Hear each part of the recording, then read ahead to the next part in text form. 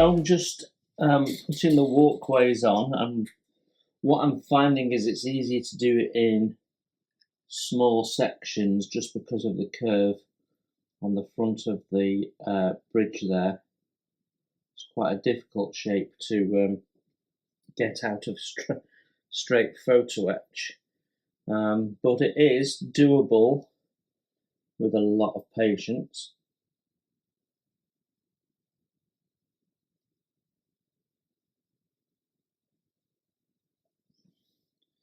It gets me around the corner. The trouble with doing it in sections is getting it straight is a bit more problematic, and I didn't get that straight, so we'll do that again.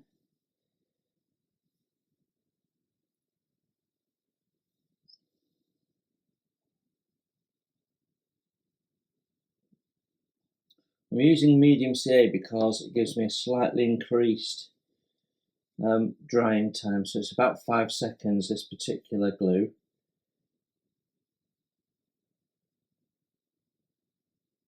This has to be right at the bottom of the bridge. So the way to keep the whole thing level as you go is to keep it level with the bottom of the bridge, which we've now done.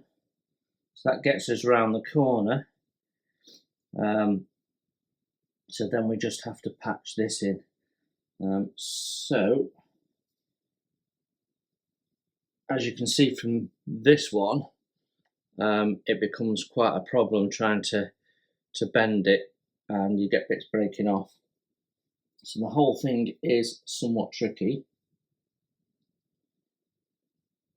So I've done, what have I got here?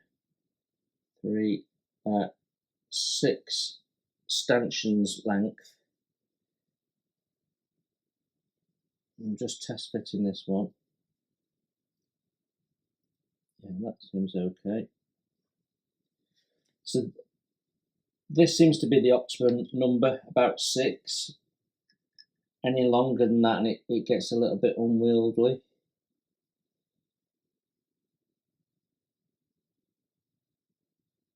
Bit more difficult to keep lined up and what have you.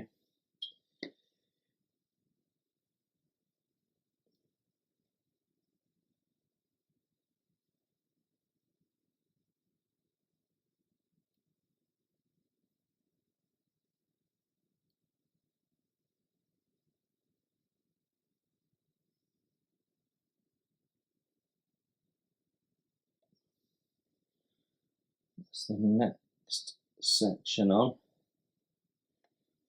Okay, I can breathe again. Okay, I'm going to carry on doing this. You've got an understanding of what I'm doing, and then I'll show you what that looks like as we're painting it up. Okay, our walkways are on. It's a little fiddly, but it is, as you can see, doable. They go all the way around, and then they come round the back and go up to that platform, which really should be all level, but the plastic part's slightly too thick. What you can see is we've got some filling to do ahead of more paintwork in here. We've just roughed out so far, so there's some filling to do on the bridge because the fit as ever is not as tight as you would like, and then we've got to wrap the black stripes around, and then we can put the lift in, and we've got some balconies and bits and pieces to put in. We've also got some items, some photo etch items that come with a platinum set for the bridge roof. And I think we've got some scratch building. I'm going to double check that there isn't anything in the etch, but there should be something right slap in the centre of that roof there that's very prominent and appears to be missing. We've also got underneath the bridge, as we come down, look at that side profile, lovely, isn't it? We've got the little searchlight to go underneath that, so but that'll go on after we've painted our black stripes and done our filling and bits and pieces. Okay, I've just put some filler in our gap and we're letting that harden off for a bit. which allows me to do a little bit of priming ahead of painting one or two areas here on the top deck. So mistakenly, in the both the wood overlay decks available for this put wood deck on here, and it's steel deck painted grey like at the bow there. So I'm just wanting to put a bit of grey primer down to help that paint, because it has been a difficult paint to work with, in all honesty. Now we can also prime some of this photo etch. Now when you look at the photographs, the walkways around the courts are actually a darker green than the courts, so putting a grey primer down there will also help with darkening any paints we put down. So we can extend the stairs right the way across.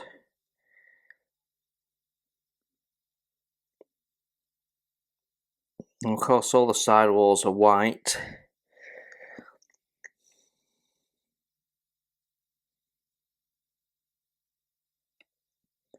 And we have a decal that's going to go over the court.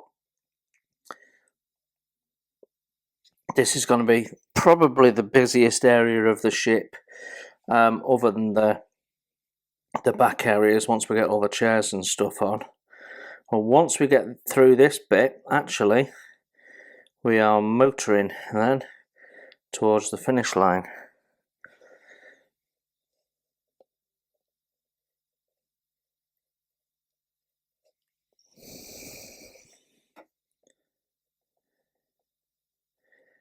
And I'm told, talking to Stephen, that upon launch these grills here were the same sort of dark aluminium colour that we have been using, so we need to do that as well. Every time we put a little splash of colour on, we just add to the detail level of this.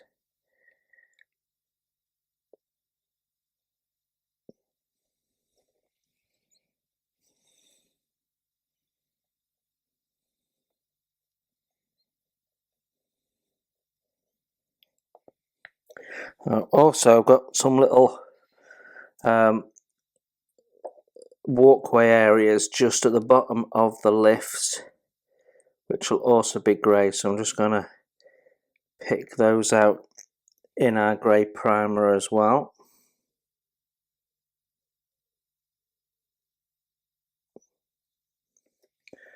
Got a rogue hair there that's causing me problems, so I'm just going to cut it off.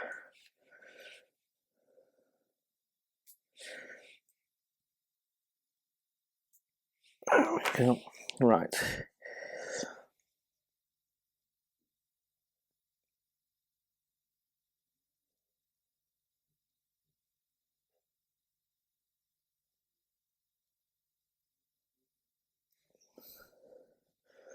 I think we have some railing to go on there as well. We'll paint the green walkways in before we put the decal on, and then that should all be nice. And then we've got to build up the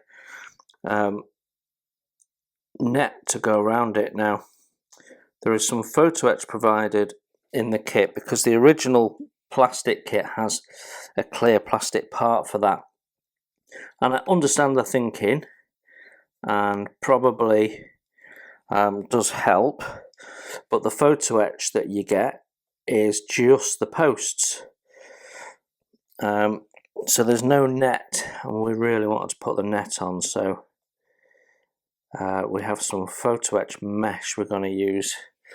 Hopefully that'll look alright. Right, I'm going to crack on and give that a second coat, and I'll come back to you in a bit.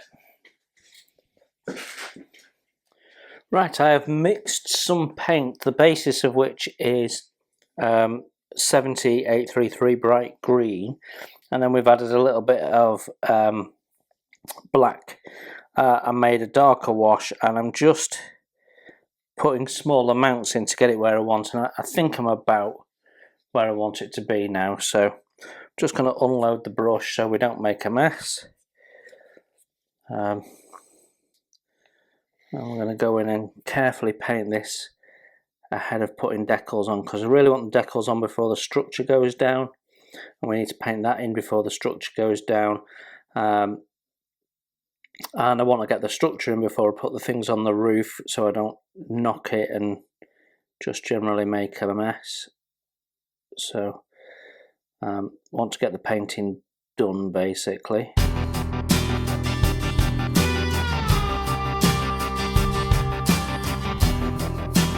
And that's going down okay.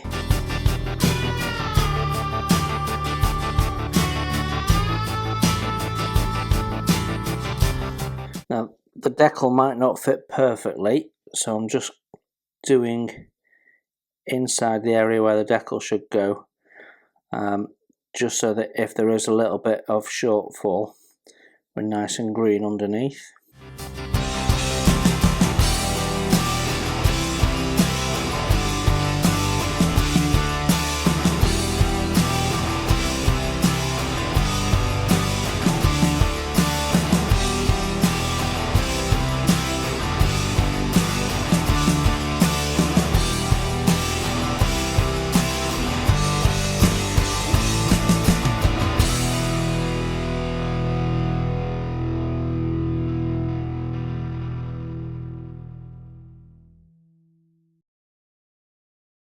Okay, happy with that. Give that a moment to dry. Now that means that the paint in the palette will dry a little bit, but that's fine. We'll just put a little bit more thinner in. I want a thinner layer anyway, and that'll just freshen it all up. So I'll go and clean my brush, and we're ready to look at doing the light grey, I think, next. Right, I think we're ready for our second coat of the green. You can see that I'm thinning it down, so it'll go down as more like a thick wash really, the second coat. I've also put the first coat of the light grey down, and I've got to say this hasn't lent itself particularly well to brush painting. It's probably brilliant for airbrushing, but I've needed to brush paint. So okay, let's get this second coat on.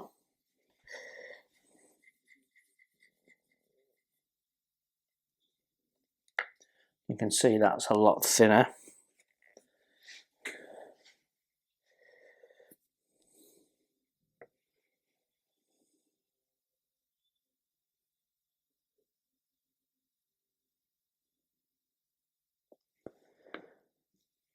And the thinner you have it, the less likely you are to get any brush strokes or anything like that in it.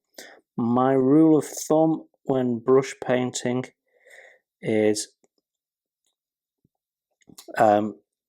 thick, thin, thinnest, and usually you'll find that 3 coats is enough. Often you'll find 2 coats is enough. I think we'll be alright with 2 on this.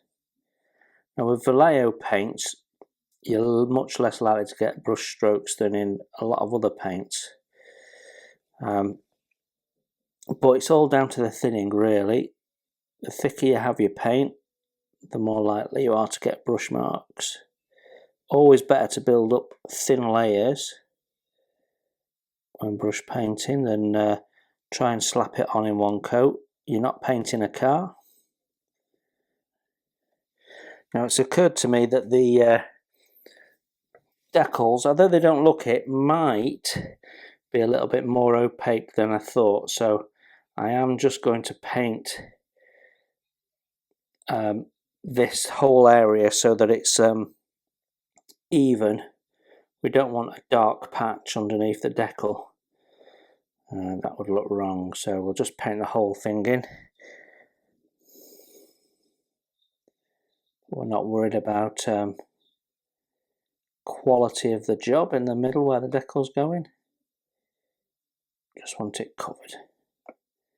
There we go. So I'm going to leave that to dry, and we'll put the decal on later, but we've got some more work to do in that area yet anyway.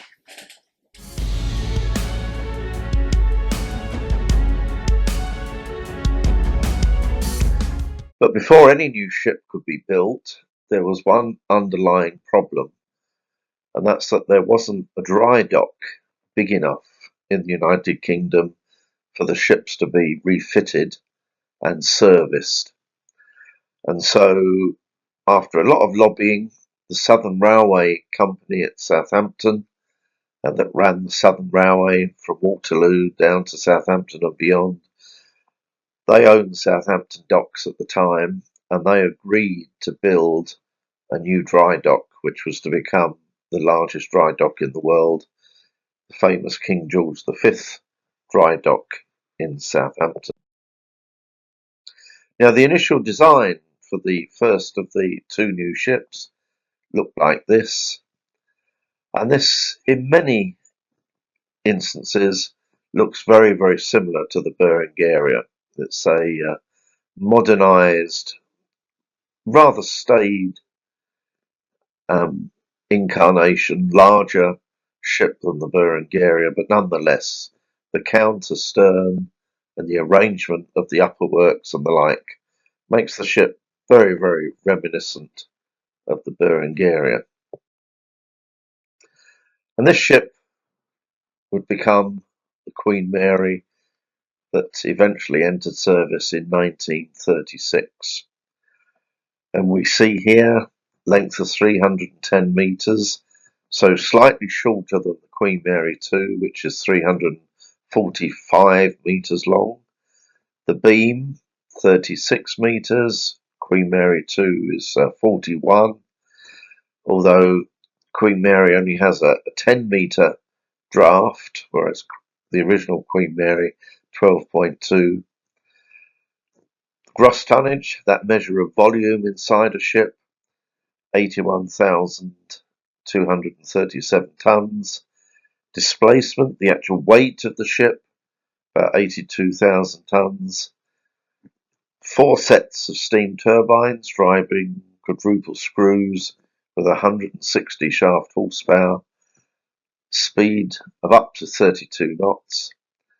3 working funnels, 24 boilers, 2,139 passengers, just over 1,100 crew, and she was decorated internally by Odeon Art Deco style interiors, and absolutely significantly, she was the only ship of state to make money in those failing or lasting years before the Second World War.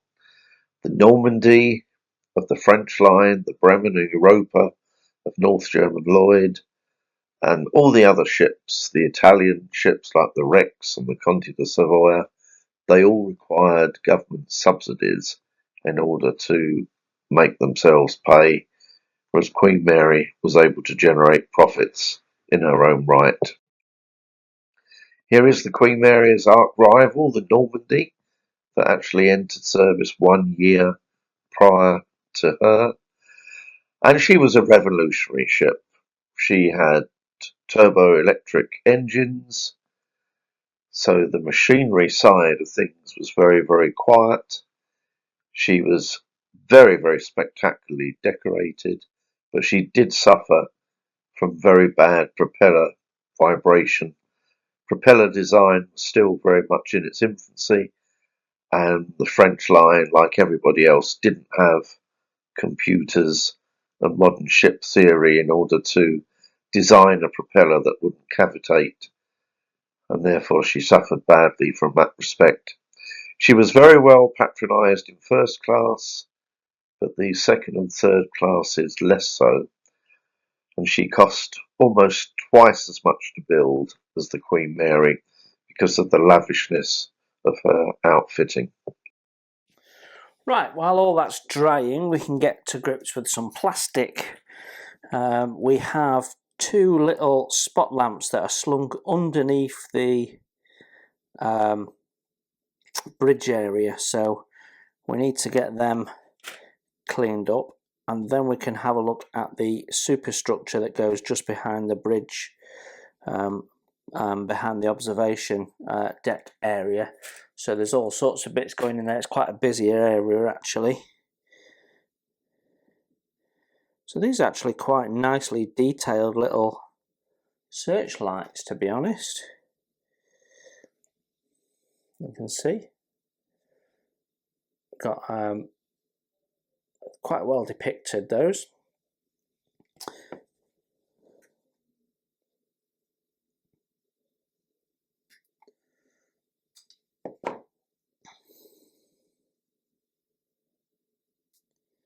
Yeah, they look all right. There's a little bit of seam on them, so just gonna de-seam them a little bit. Okay, that is the lamps done. Let's have a look at the superstructure. Right, we have this superstructure piece to be built up. Now I've already cleaned up the main body when we built it. So we removed the doors and we removed the handrails. So we've got to put those back on. And I have some build notes that have been prepared for me by Stephen, so I know exactly what should be where. And then we have this deck that goes onto there, and then we have this, which is the Christmas tree main mast with the Christmas tree on. So we've got that to pull together, which looks like it might not fit, or maybe it does, I don't know. And we've got some modifications to make to that, and we've also got a couple of radomes to go on, and I think we have some photo etch. So in the instructions it tells us to pass thread through these holes, and what they've actually done is left holes in this part here so that you can thread from underneath. But we're actually going to use the photo etch set includes the proper mounts for tying off these points. So we're going to have a look at that, modifying the mast to improve the yard arms on it, and we'll have a look at improving the radars on there as well.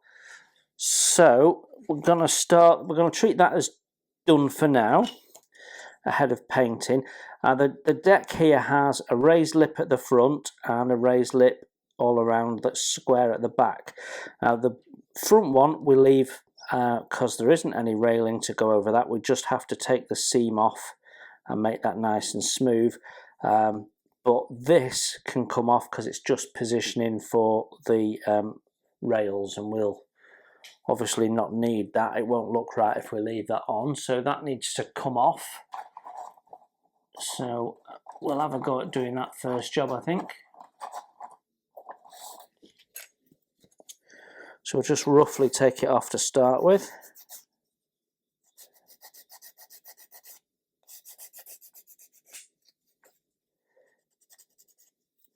So this is a 220.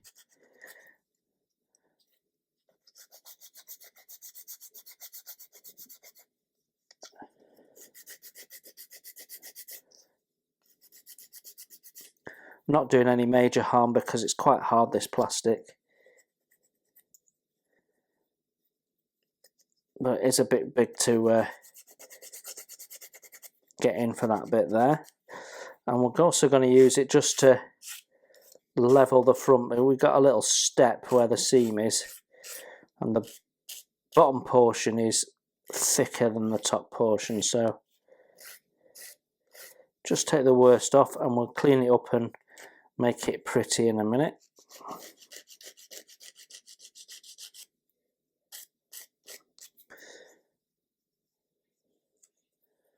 Okay, right, let's get in with something a little bit narrower.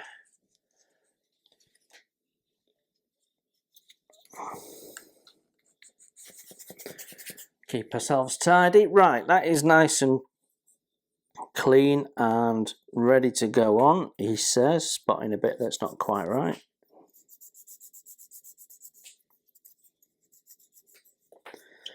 Okay, so we can plop that into place now. So we'll just plop some glue on there.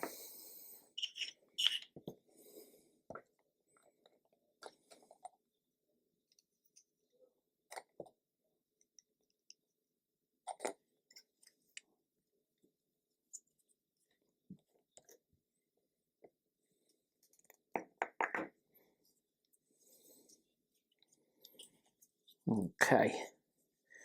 Right, now before we can glue these two parts together, we need to paint the insides of them.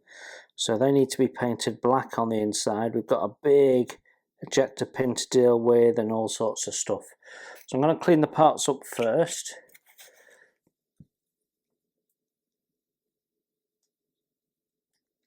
What we're going to do with these, once we're going to twist them so they look like they're in action rather than what they do at the moment, which is look a bit odd. So it's all flat, so if we can put some animation in, we will, as always. Okay, right, where we've got this little shape here, we need to thin out the walls on this side so that you can look in. It should be hollow. We have hot air coming out from there. It's a ventilation point, and it was cunningly designed to allow the flags to keep flying, as you'll have heard in Stephen's lecture, Genesis of a Queen. And what we want to do is just make that opening flush with the plastic, I think.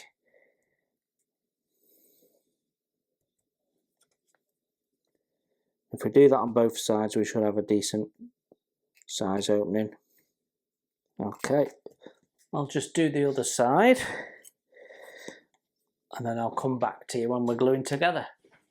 Right, got that all sorted, so we just need to give them a bit of a paint on the inside.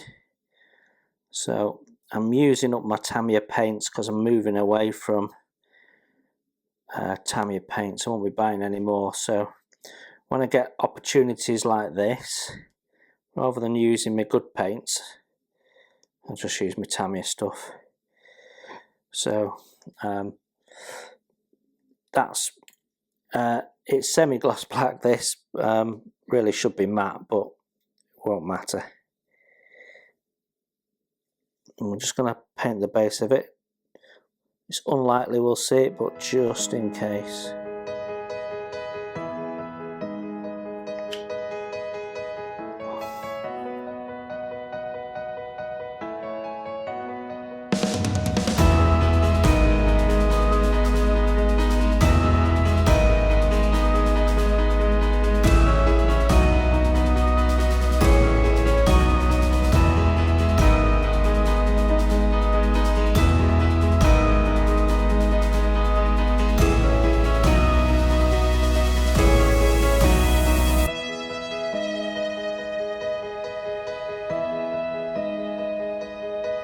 Okay, that should do it. Make sure we've got no white showing. There we go.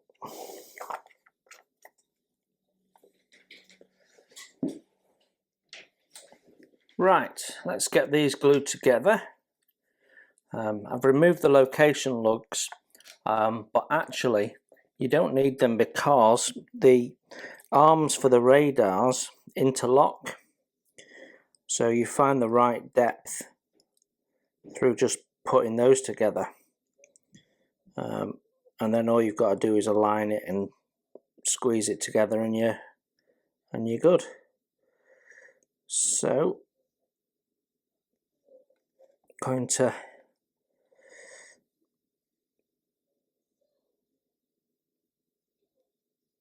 get those together now.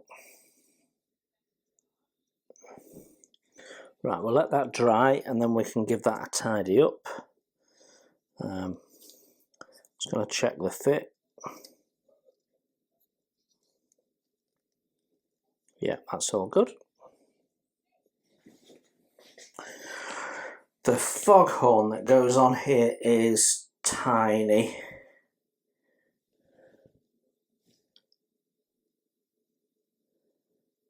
Absolutely tiny. Right, we are just going to remove that with my knife.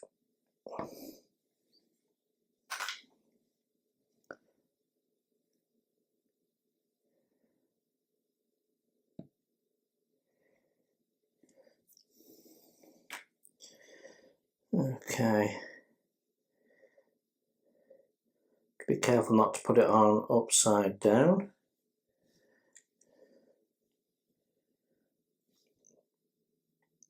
Well, it faces in the direction. There's my tweezers. Face in that direction, so give its mounting point a dab of glue.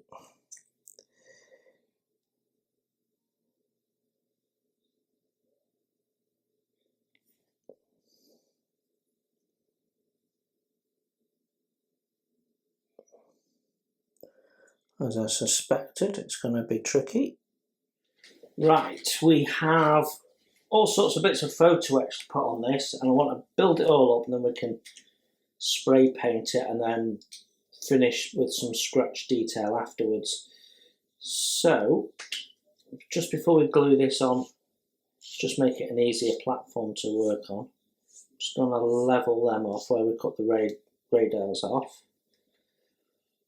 We'll just glue that into place.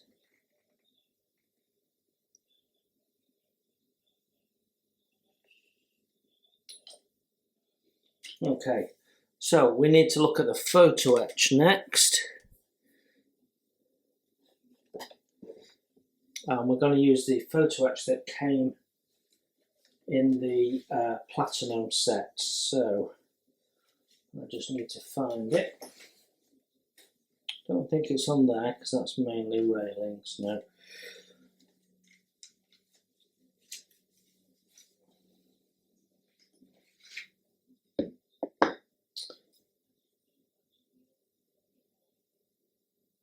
Right, we have. I don't actually have a set of the instructions, so I have to sort of look carefully. It's made up of several parts. So these bits face forward, that's the bow of the ship, that's the stern of the ship. And we have two yard arms that actually spread forward, oh sorry, backwards, that way. So that needs to go there like that. So, time for a bit of glue.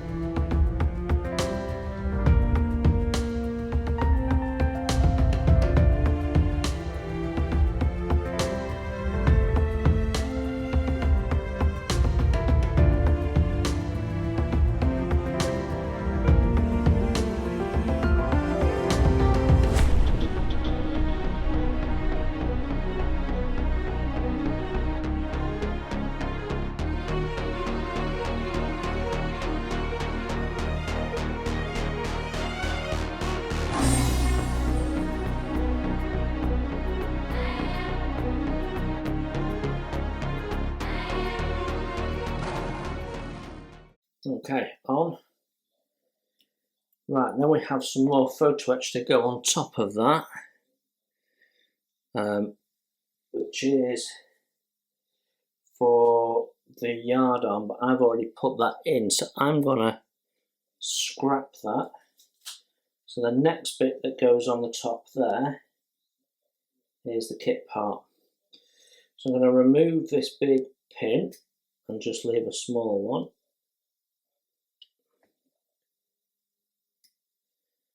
And we've just got a little tiny bit of seam cleanup. Somehow I've missed the end of this. It's called a Christmas tree, this, because it's actually full of lights, which we will sort out when we paint it.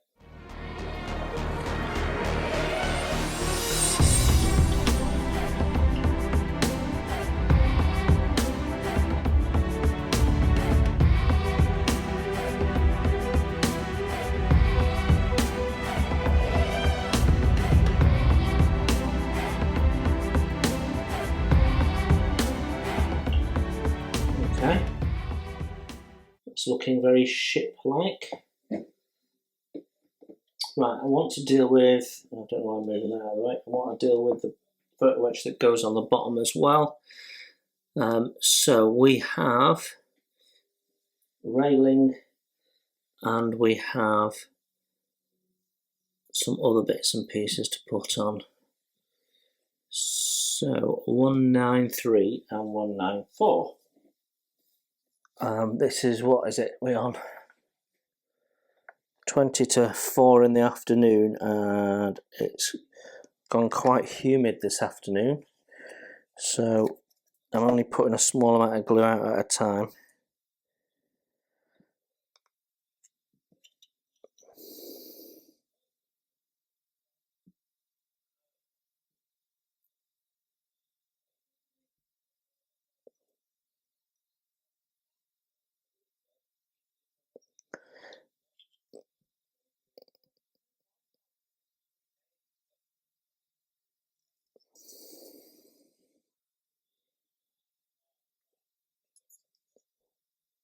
There we go, that looks okay. Right, then we have some little loops that need to go on. So they're part 202 and 204.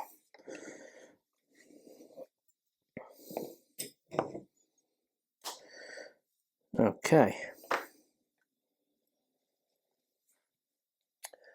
So they need to go on the outside yards.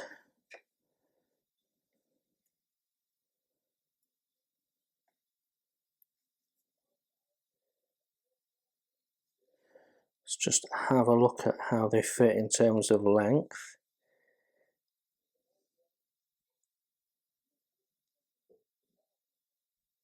Slightly longer, which is sort of good.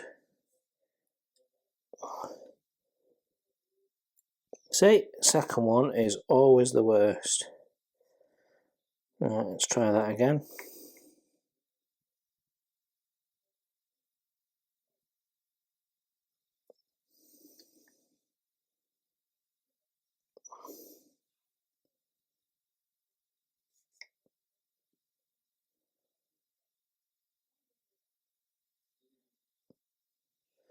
There we go, got there in the end. Right, so that's the loops on. Next thing is we need the little parts that they mate to. Right. Hopefully these will be nice and easy. Let's just do a dry run first, but we have got drilled holes for these. Yep. Nice and easy. And then there's something goes in there and I can't quite see the number. Okay. I think I've worked that out now. They seem to go in a row lined up with each other. And again, these are tie-off points. I've only got a hole drilled for one of them.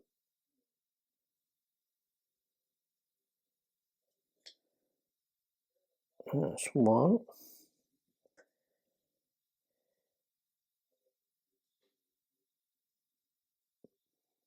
Definitely easier with a hole. Okay. And you've got to make sure that you're getting it inside where the railing's going to go.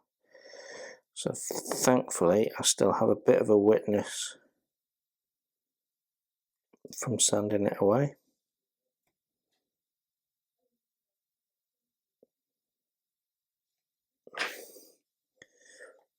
There we go. Right, now railings, I want to look at the gold medal models railings as well as the Pontos. So we are going to have a go at fitting the gold medal models railing, because I'm probably going to use their railings as much as possible throughout, because they've got locations of fireboxes and things already marked on them, which is brilliant. And I have positions marked out on some planned pictures that Stephen has done for me, so I can cross-reference, which is brilliant.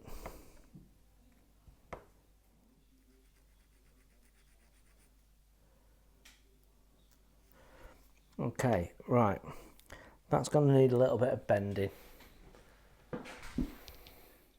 Fortunately, the gold medal models instructions are really good and show you where to bend this. So we have a curve at each end, and then we've got a bend to form the middle. So it says curve on this last stanchion here, and that's the same on both sides. So basically what we're trying to do is a 90-degree bend, which we have done. When I say done, sort of overdone. We'll do the same at this side as well. There we go. Right, let's have a look how that sits. Then we can do corrective surgery.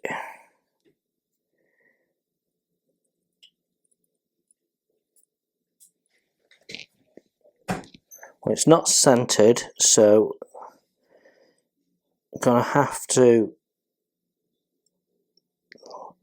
look at changing that a little bit. So we can flatten that and have another go. And what we'll do is just take that bend out and flatten it down a little bit, and then we can put the curve in.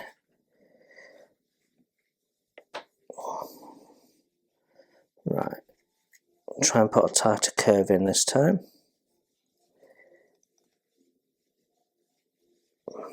That looks better. Let's see if that fits.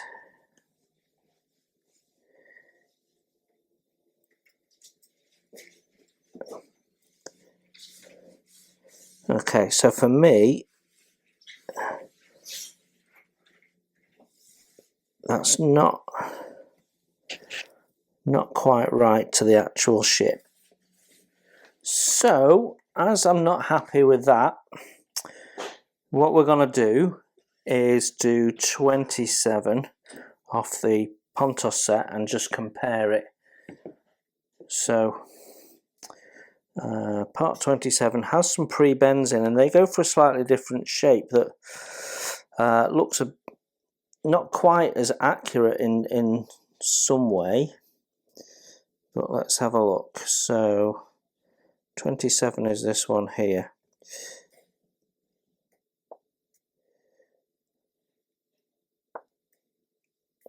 So they've gone for a curve at each end and a sharp bend for the two opposing corners. So let's see how theirs looks.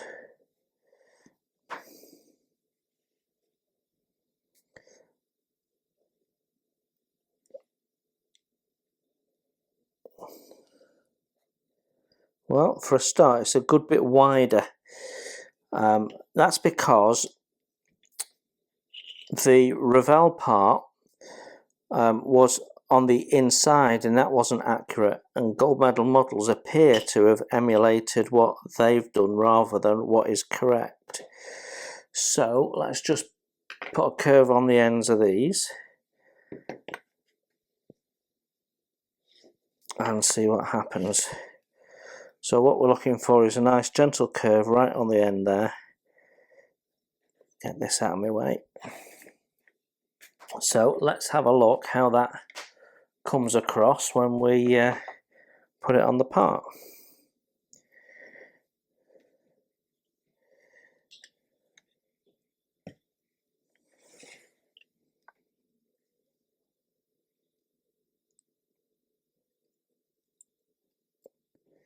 Yeah, that is much better.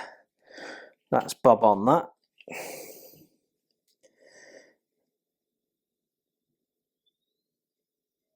So let's get some glue and make that happen.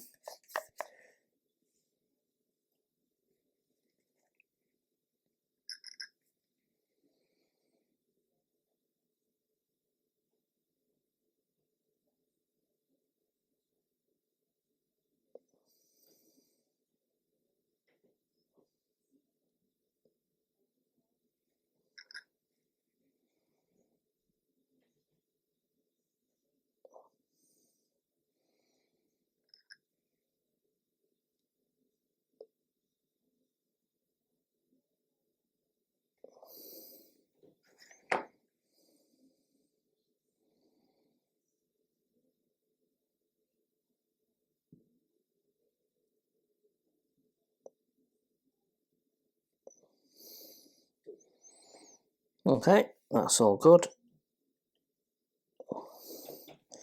Right, that's looking not bad at all now. Right, we have a ladder to go up as well. Right, let's get these ladders folded and then we can get them on while we've still got some wet glue.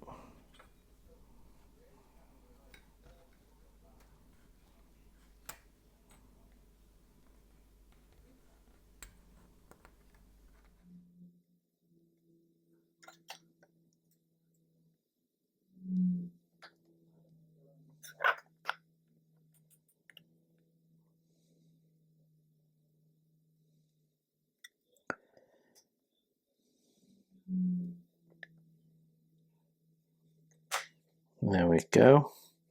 Now, quite often I find that the second bend doesn't go quite as square, so just push it through your bending pliers or flat pliers or anything that can just square it off. It's easier once the bend's started anyway.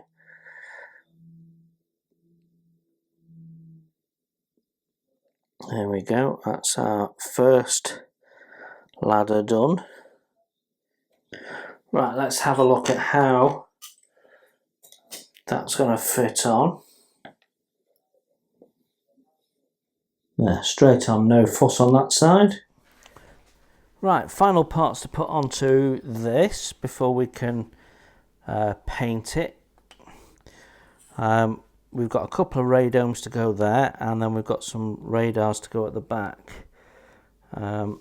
So this is 105, the smaller one, and that is 106. So let's just remove that. So I'm going to have that one facing square.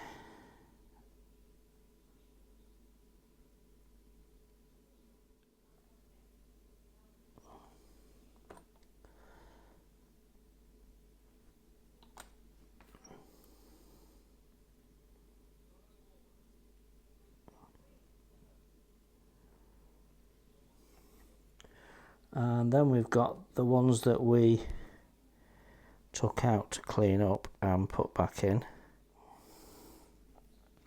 So the shorter one goes on the top, and I want that in a different angle again.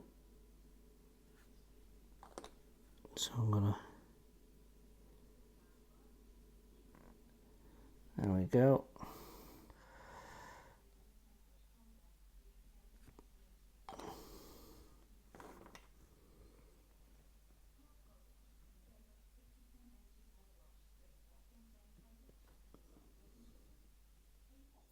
So that's our radars in motion. So let them dry a sec, and let's deal with these radomes.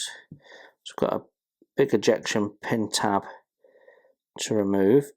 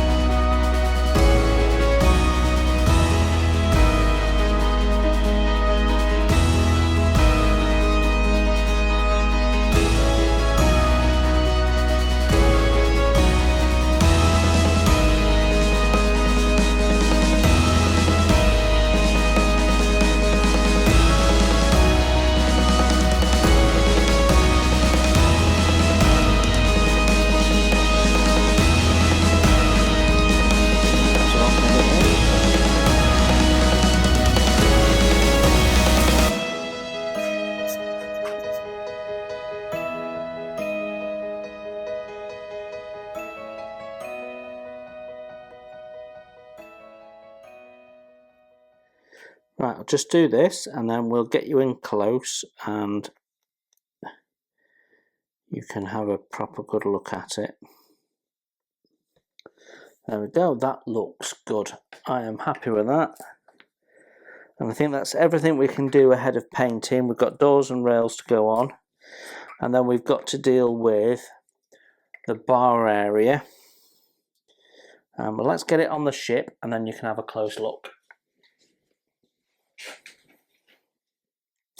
So there you have it. We have a slight fit issue with the actual main part. It doesn't quite go down at the back.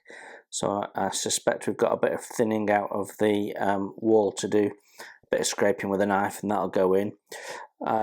So as you can see, the radars are on and they're all in different positions. So there's a bit of animation. I think that looks quite good. We've got the ladders on. So just a reminder, I don't have the turned brass parts because I bought the photo etch separately on eBay. Someone was selling the photo etch for some strange reason that I don't understand. Maybe they got two sets in the box, who knows. But that's our main mast, painted black on the inside, railings on, the tie-off points for the rigging on, Christmas tree on, less one arm that's broken off somewhere. So I've made my yard arms out of a bit of brass rod. The rest of it is the photo etch. I think that'll look fine when it's painted. Our radar's on. Now this area here at the back is a bar, and that would be wood. So I'm planning on giving it a bit of a clad in some wood to give it a nice wooden veneer look, keying it in with the rest of the model. And we've got some doors to go on, and we've got all sorts of bits around the sports courtyards and what have you to go on. So lots to do in this area, and I want to get this into place, painted and done before we put the delicate parts on the bridge roof, and continue moving along the side. So yep, plenty to do.